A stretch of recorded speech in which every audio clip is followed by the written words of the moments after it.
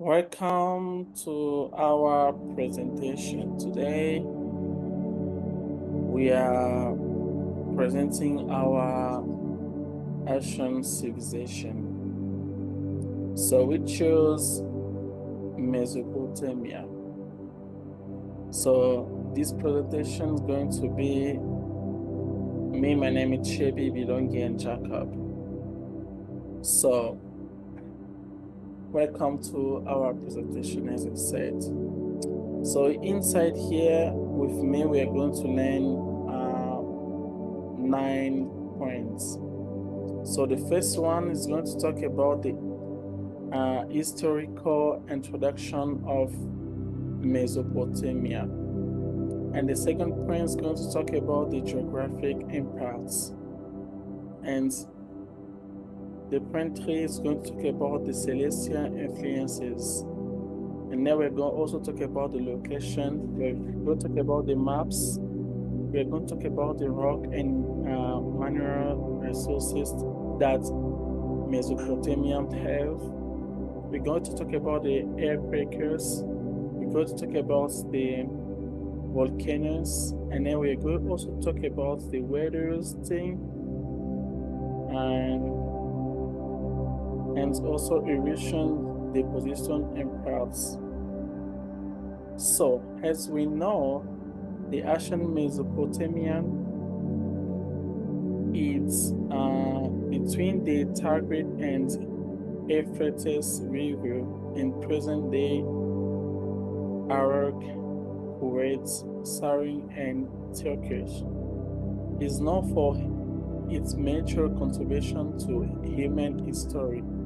This ancient civilization dates back to around 3005 BC and includes in Sumerian, Akkadians, Babylonians, and Assyrian, each living and lasting legacy. So this one is kind of like the history introduction of our ancient civilization that we chose. So here, as I say, I'm going to talk about the geographic impacts. So I try to put the timeline that we can try to get to know deeper a little bit about the timeline. So I'm starting by 8,500 BC, so to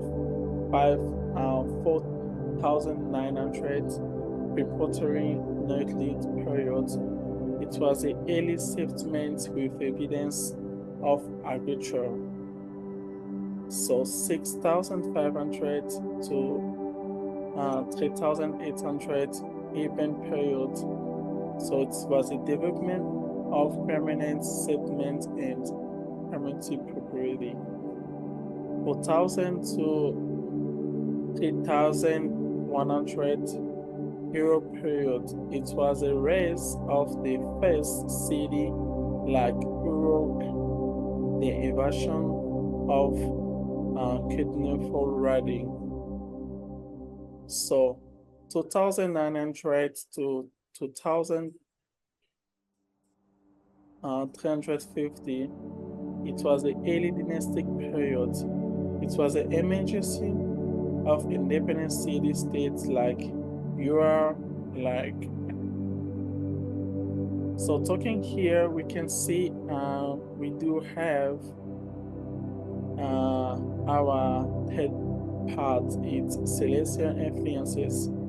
So the Mesopotamians people, they were like observing the night sky. They were amongst the first to systematically study astronomy. So they were the first people that they trying to start astronomy. And the mapping constellation is fascinating with the cosmos linked to the development of celestial systems, basing 60 systems that laid the groundwork for our modern understanding of timekeeping with a 16 seconds in a minute and 60 minutes in an hour. The the Mesopotamians believed that the movement of the planets and stars influences early even and led religionification. So they were kind of the people here. Those people, they were like the first one, as I say, they start astronomy. So this image showing the way they're trying to see the sky. So here we're trying to talk about the location, so we can know where Mesopotamia they were located. So they were located on the ancient continent, especially in the territory currently known as Iraq, as well as parts of Syria, Turkey, and Kuwait. This civilization was located between the Tigris and Euphrates River is a region known as the Fertile Crates. So they have a latitude range of about 29 and 39 latitude Clement classification. So the Mesopotamia would fall between the Coppet Clement classments of subtropical desert. They also have a desert based on the latitude range and climate zone extremely semester. So the area, it's like hot, drying summer and warm to chill, raining sometimes on the winter. The beast of the other drying climate on the river production, like a Microsoft use cultivation. So going here, you can see they also have a map. Right now, as we are using our phones to use to go where we can go, but from them, they were using that maps.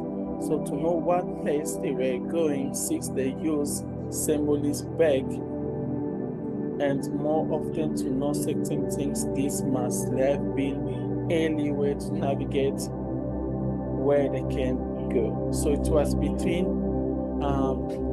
8,500 to like 490. The name of that continent is which Mesopotamia resides is called Asian, as I say. So here we can talk about the rock and mineral resources they have. So here you can find they also have the rock called grain. It was found in the river valley. It's used for filtering and construction that they do. We do have a sandstone. Sandstone was found on the Terek and Erythron footprints used to construction and tool making the limestone. So the limestone it was found of the northern and the western Mesopotamians used to build signification construction sandstone. The sandstone was found southern and western area used to build and trying to sculpture. So they also have a mineral sources like scraping, salt, weapon, beton, and pottery. So those ones they are like the rock and the mineral that we can find to with those people was living in an ancient civilization. So here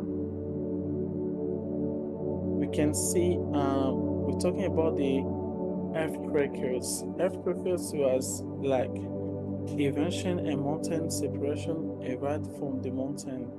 So it's kind of a frequently invention from the mountain drying clear separation between lowland and the islands. So here they're trying to give us how the earthquake happens.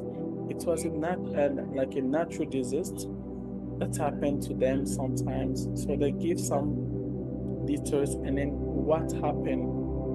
The disease structurally also become primary and defense and the military. So there's something like inscription on the mountain correcting kings to gods absent legal authority. So those ones they're just some earthquakers. So here we're talking about the volcanoes. So in the volcanoes, We have a general saying like Taurus and Zagros mountain influences the region character and provide resources. The more volcano active and resource, you can see the volcano meaning identical benefit Mesopotamians. Sometimes it happens the cause said it was a transformator into a basic through an inversion technique. So those were the kind of the volcano that happen sometimes to them region. So here we're talking about the F ring mass wasting and erosion deposition. So sometimes when they have like a rain, the Mesopotamia had a profound impact on them surrounding society to them innovation. And they believe the policy region influence late faith, like they believe in traders and Christians sharing similar in math such as a good food. They believe maybe if it's rain, they can get a good food to them because God can bless them the way they believe. So Mesopotamia was also the birthplace of cuneiform or and a Western writing system that influenced later some civilization. So those one they are just kind of the wedding erection that happened to the Mesopotamian people. So I think right now that is my side. I think the second part. So this is the next part. Glaciers. The green hill is the mountain. It's a mountainside, and then the two blue lines are supposed to represent rivers or streams coming down the mountain, and the brown part is the hole that the glacier made when it was there thousands of years before. So this is known as a topography. This happens when glaciers completely change the land after sliding down the mountain, and they've melted away. Mesopotamia isn't directly affected by it, but thousands of years ago it was. There's also glaciers higher up that melt and provide rivers for Mesopotamia to utilize. Go ahead and change to the next one. All right. And then there's two rivers that are super crucial for Mesopotamia. One of them is the Euphrates River. So this river is used along with the Tigris River. They're both massive. As you can see, this one is an example of that. They figured out how to make canals and irrigation systems to get the water to travel towards their place of residence, where they figure out how to live and prosper and develop. So it's a lot easier when they get that water source. Go ahead and change the next.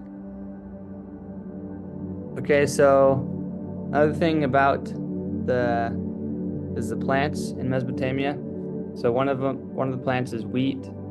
They also can do trade with. They can do a lot of trade through the Mediterranean Sea and up and down those rivers to transport goods. Go ahead and change to the next one. One of the ways they were able to have lots of food is from the plow. They're the ones who developed it. They were the first ones to do it, which is a huge discovery because they can focus on more efficient things after they get the labor out of the way. One of those things was writing. Go ahead and switch to the next one. So here you can see the Mediterranean Sea on the left and the Mesopotamia the ancient civilization. It wasn't connected to the Mediterranean Sea anciently, so it was actually a little. There wasn't. There was some land between them and the Mediterranean Sea. And down below is the Gulf, the Persian Gulf. So the precipitation wasn't really big at all. It was pretty small in Mesopotamia because the mountains blocked off the left side. And they used the Mediterranean Sea for trade as well. Go ahead and change the next slide. So there's the mountains. You can see places like Syria. They cut off that all that precipitation that usually comes to people that live closer to water in the oceans. They get more rainfall, and that doesn't really happen. The Mediterranean is trapped, and they don't get much precipitation from down below the Persian Gulf either. All right, ready for the next slide? So here's the climate. Three things. These three from the classification. There's three different classifications. They mostly mean very low precipitation and super hot. Okay, you can change the next one. All right, so there's a couple of biomes. Barley, wheat, and millet were three super big foods that they could use. There's also Marty reeds. Believe it or not, they actually use the Marty reeds grew up to 25 feet tall. So they were super helpful for construction and building lots of different different structures and buildings around Mesopotamia. Okay, you can go next. Oh, wait, one more. There's licorice. So licorice was a huge help for medicine. Yeah. Okay, so they got so good at doing water and got their crops going with the plows. So people, after doing that, they could move up the pyramid, because once you focus on, if you get over your basic needs, it's easier to focus on other things like writing. They were one of the first ones to do writing, and so they could have better communication. And this attracted more people to join and come in and see what was happening in Mesopotamia. All right, ready for the next one? All right, yeah, so the wood was scarce. There were a few points where wood was super scarce, so much that they decided to take the doors off the hinges and carry them with their stuff whenever they went to move to a new place. And if they tried to chop down trees, they'd get killed for it. All right, you can change the next one. Okay, so what we can learn from this is if we focus on our basic needs, which we know as members of the Church of Jesus Christ of Latter-day Saints, we focus on Jesus Christ, and like the Mesopotamians focused on their basic needs, which were food and water. We also know Jesus Christ made lots of things possible for us. Then we can accomplish a lot more in this world and be useful and be good in the sight of God. And that's our presentation. Thank you.